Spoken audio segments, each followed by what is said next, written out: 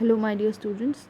I am Priyanka Koiri, your science teacher, and the chapter that we are discussing is force and laws of motion. Okay, so in the last class, what we have learned is that we discussed about Newton's third law of motion, which says that to each and every action there is equal and opposite reaction.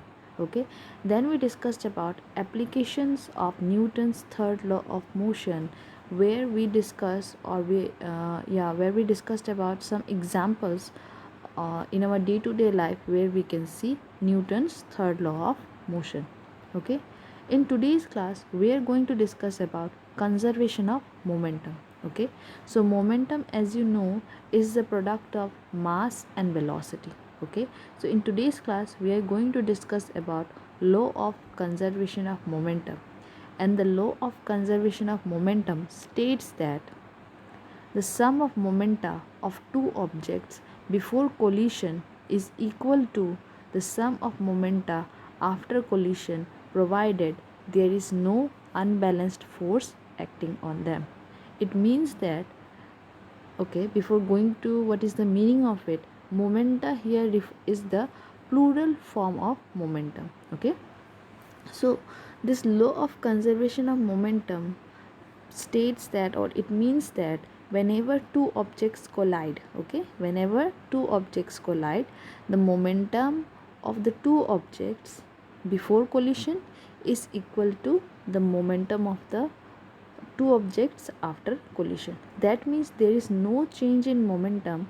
Okay, it is only the momentum get exchanged from between the two objects. Okay, so this means that the total momentum of the two objects is unchanged or conserved by collision. That means during collision the momentum of objects does not change. Okay, now let us try to mathematically derive the law of conservation of momentum. Okay, now as from this diagram you can see, let us take two objects. Okay, suppose two objects, here the two objects are two balls A and B of masses MA and MB. Okay, that means the mass of ball A is MA and the mass of ball B is MB, are traveling in the same direction along a straight line at different velocities UA and UB. Okay, so the velocity of ball A is UA and the velocity of ball B is UB. Okay, and there are no external unbalanced force acting on them. Okay, so these two balls are moving and there is no external force acting on them. Let UA is greater than UB and the two balls collide with each other. That means the speed of ball A is more than the speed of ball B. Okay, now after collision what happens is that, so during collision, which lasts for a time t, okay, so the collision, that means the two balls have collided with one another. From the figure B, as you can see, it lasted for t. The ball A exerts a force FAB, okay, on ball B, and the ball B exerts a force FBA on ball A. Okay, so when the two balls have collided, force has been exerted on each of them. So ball A exerts FAB force on ball B and ball B exerts FBA force on ball A. Okay, clear?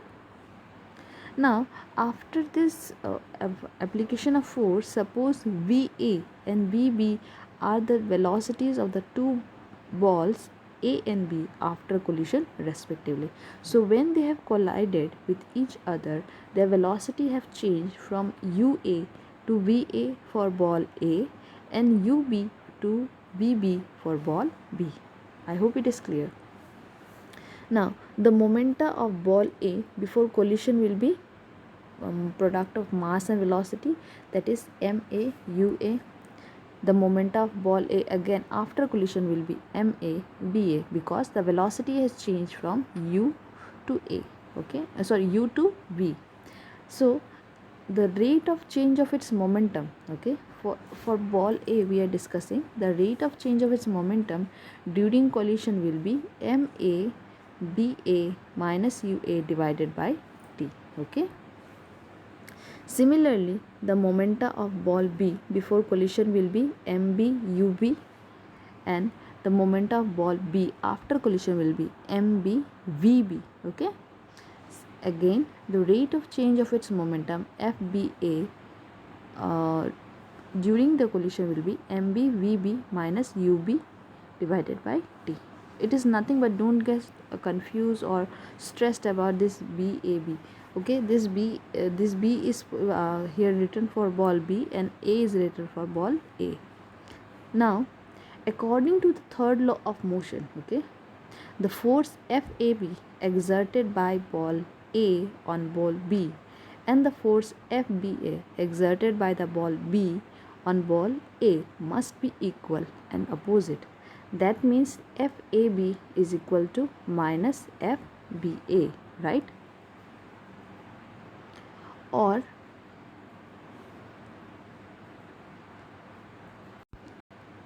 so FAB minus FBA.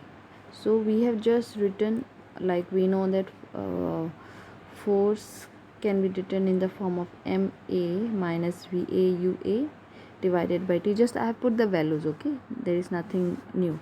So TT gets cancelled here and we have MA bracket VA minus UA minus MB BB minus UB. Okay, now after removing the bracket we get all these values.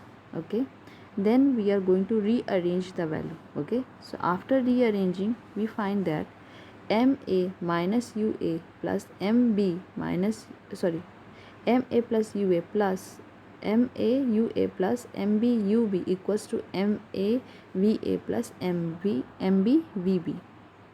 Since MAUA plus MBUB is the total momentum of the two balls A and B before collision, and MAVA plus MBVB is their total momentum after collision.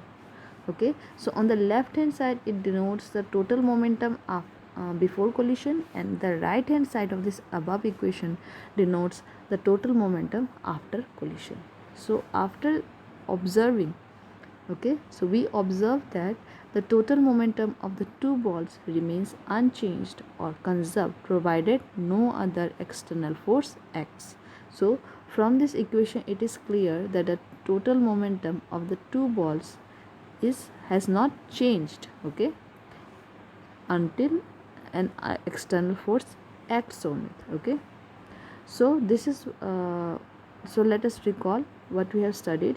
We discussed about conservation of momentum, which says that the total momentum of two objects before collision is equal to the total momentum of the two objects after collision, and we have also seen how mathematically we can prove it. Okay, so that's all for today's class. Thank you so much, and with this I have completed this chapter. In the next class we are going to discuss about some of its numericals. Okay, thank you.